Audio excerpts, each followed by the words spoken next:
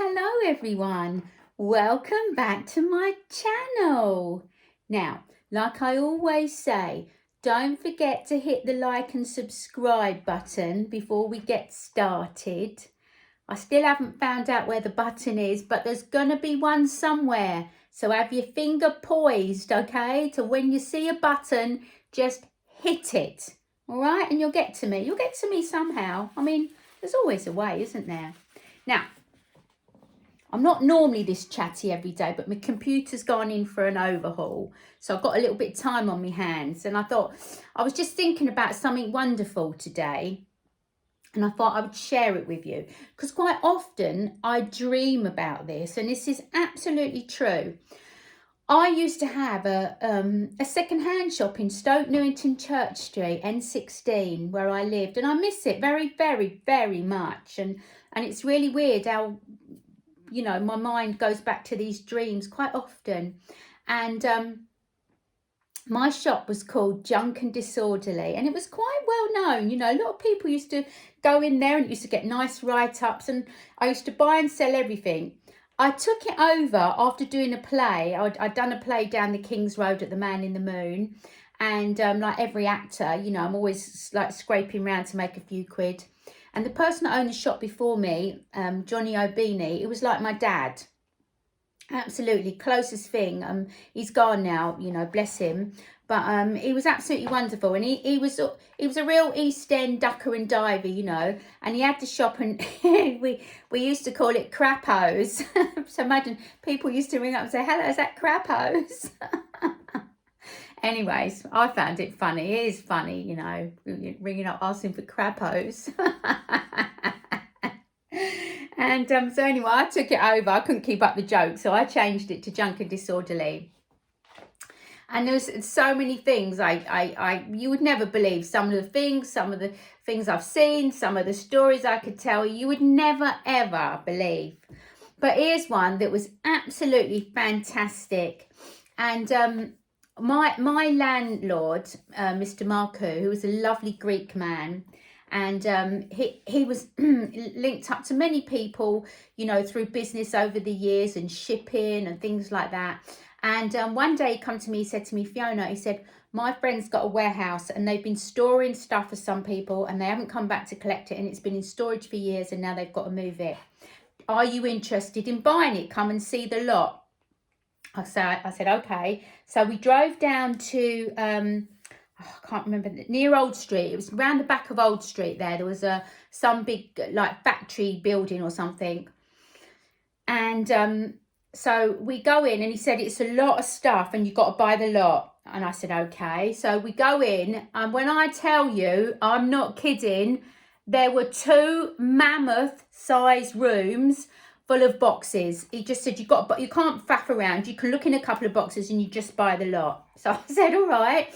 And what it was, now I was trying to think of their name when I was out walking the dogs. It was a company, a fashion jewellery design brand that were very famous in London and the UK. And they were going through like the sort of, I think late 60s, 70s, 80s, 90s. And it was their stuff basically. So I'd looked in a couple of boxes and I saw, you know, big boxes of cardboard boxes of brooches, all different, you know, different everything, like tops and jewelry and brooches and bags and purses and this and that and everything. And they said, you just got to buy the lot. And I think at the time, it was about, and I'm talking about a long time ago because my daughter was quite little and she's just turned 23. I think she was about 3. It was about 20 years ago, and it was about £600, the parcel.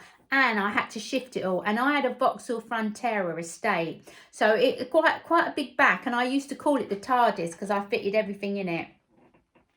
And anyways, I said, all right, I'll buy the lot. Literally, you were climbing up mountains of boxes to start at the top, to start taking the boxes down. That's how big it was. But it was absolutely exciting. I cannot explain. It was like Christmas every day for about a year. every day I used to start my day, I used to drive down to near Old Street at the back of Shoreditch somewhere, pick up all these, fill up my car with boxes. I was sweating before I got to work. Offload all these boxes and then see what was in. And there was everything. There was like stony bra tops made out of stones. There was all sparkly skirts. Anyone that come in my shop will say she's absolutely telling the truth, believe me. But it was hard work. That £600 was amazing, but it was hard work because every day I had to clear boxes, and it was like there was never ending. I would get about 30 boxes in my car, and it didn't even make a dent in the amount. Anyway, so often I quite dream about this, and we had some laughs. I tell you, we had some laughs with all that stuff, and it was amazing. And I sold it so cheap. I saw some of it turned up on top of the pops. There was what's her name, B, the singer, oh God, I can't remember her name anyway. Soul singer, B, Mary J. Oh, not BJ. But B as well. Mary J. Blige, that's right. I saw her on top of the pops, and she had loads of the gear on. It was amazing. It was brilliant. And I had different stylists come in and buy stuff. Lovely. Anyway, so when I come to Portugal, just part of me had to bring something from there, you know, something from one of the boxes with me, because you know, I don't know, it was just, I love my shop. Junk and Disorderly, Stoke Newington Church Street. You asked anyone that lived in Stoke Newington, it will be remembered. But this, oh God, it's quite heavy. I was going to show you something that I rescued out of one of the boxes. Now, this is vintage, probably 1970s, Dolce & Gabbana. Now, this is absolutely beautiful, isn't it? These are all glass beads. Yes. And I rescued this, and I brought it with me to Portugal. I think I've worn it actually about once. And my daughter, she's worn it a couple of times. Can you hear that? Look. See? Beautiful, isn't it? Dolce & Gabbana. Lovely beaded.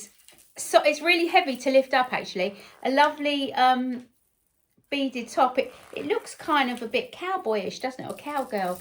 But yeah, it's lovely. And I kept that. And I think I was having one of my dreams again last night. And I think I was dreaming about my shop, basically. But I thought I'd tell you that little story. That was something I bought from one of my many ventures, you know, buying things, kind of blind. They go, how much you going to give me for this? And you just, I dropped it. Hold on. And you just make up a price. And you say, that's what I'll give you. But this bloke said, I want £600. A lot of money 20 years ago. And I couldn't see what I was buying. Anyway, that was something I kept from the parcels. Yeah, and I heard Stoke Newington Church Street, you know, it's got very, you know, super cool and trendy now. But, yeah, that's just a little story I thought I would tell you. One of my little treasures from my days of having a second-hand shop. Fantastic. It was fantastic. I'll miss it.